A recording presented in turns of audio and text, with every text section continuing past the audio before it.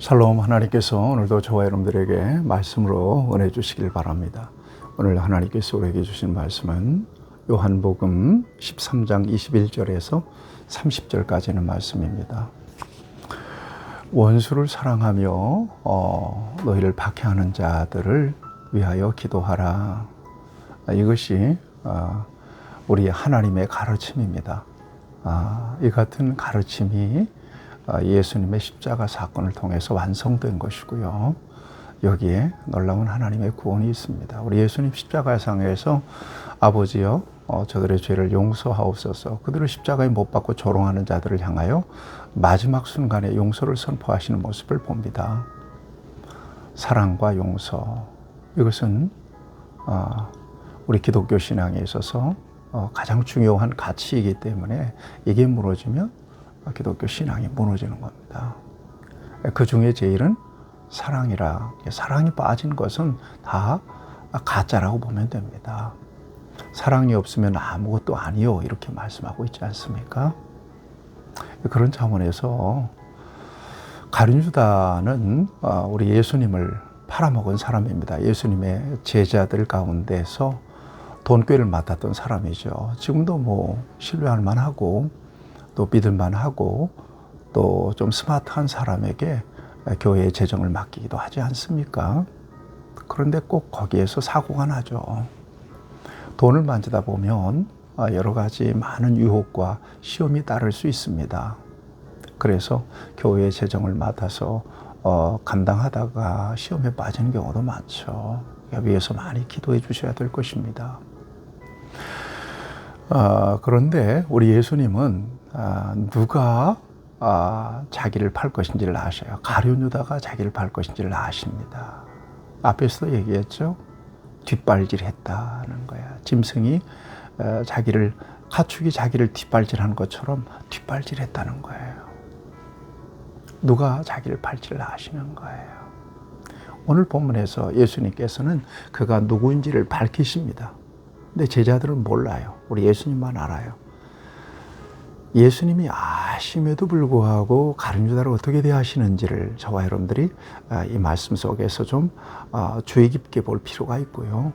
이것이 바로 최종적으로 저와 여러분들이 원수라고 일컬어지는 증오의 대상, 또 공격하고 싸워야 될 대상을 어떻게 대해야 되는지에 대한 분명한 기준을 제시해 주는 말씀이 오늘 이 말씀입니다. 여러분들의 공동체, 여러분들의 관계 속에서 정말 부정적으로 각인되어 있는 사람들이 있을 겁니다. 이들을 어떻게 해야 될 것인가?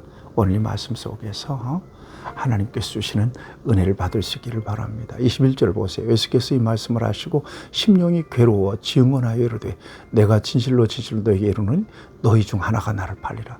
제자들이 지금 소동이 벌어졌어요. 아니, 예수님을 판다니. 3년 동안에 예수님과 함께 동고동락하면서 그런 엄청난 사역들을 했는데, 아니, 제자들 중에 예수님의 팔아먹을 자가 있다고? 이게 만찬장에서 이게 상당히 심각한 이슈가 되어버리고 만 것입니다. 그래서 서로 눈짓합니다. 누군가.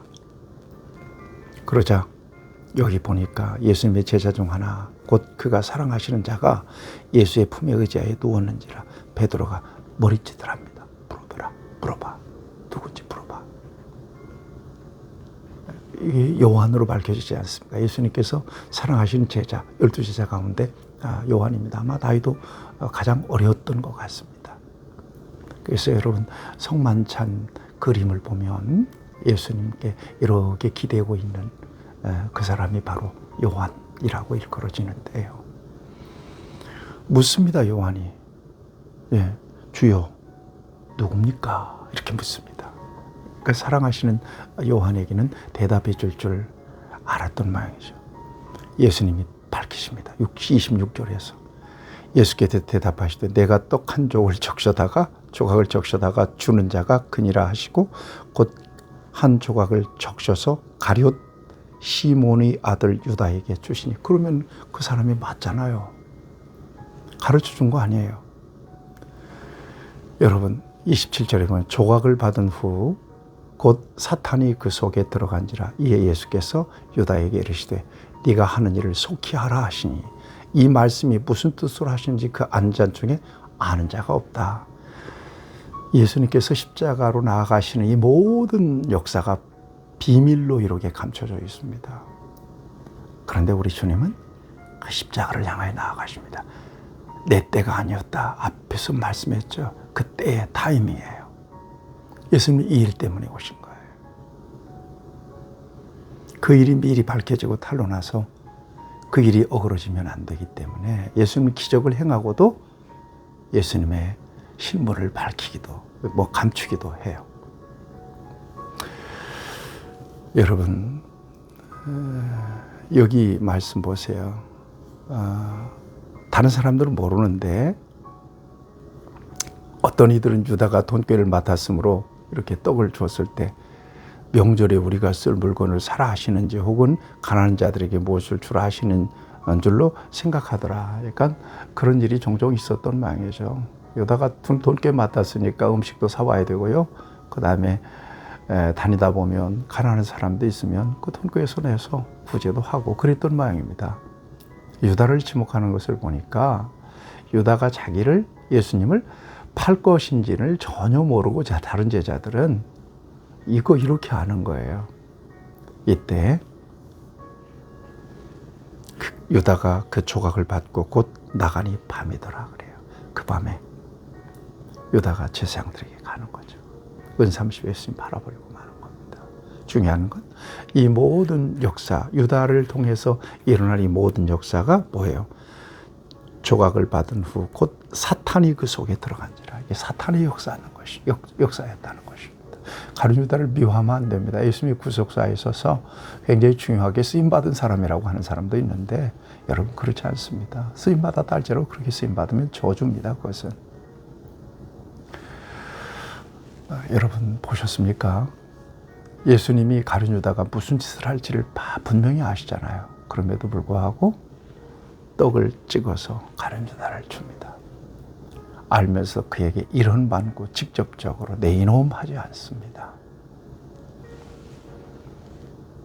이게 바로 기독교 정신입니다. 그래서 손해를 보고 피도 흘리고 불이익도 당하고 욕도 먹습니다. 그러거나 말거나 참고 인내하고 끝까지 사랑하는, 이것이 바로 기독교의 중요한 정신인 것을 기억하시고 저와 여러분들의 주변에 원수들을 어떻게 대해야 되는 건지를 이 말씀 속에서 주시는 은혜로 깨닫고 실천하는 저와 여러분들 되기를 축복합니다. 좋으신 아버지, 이 말씀 속에서 우리 주님께서 주신 메시지를 우리의 가슴 속에 새겨 주시옵시고 우리도 그렇게 우리의 원수를 대하고 또 축복할 수 있는 믿음과 사랑을 우리의 심령에 부어 주옵소서. 예수님의 이름으로 기도합니다. 아멘. 여러분 승리하십시오.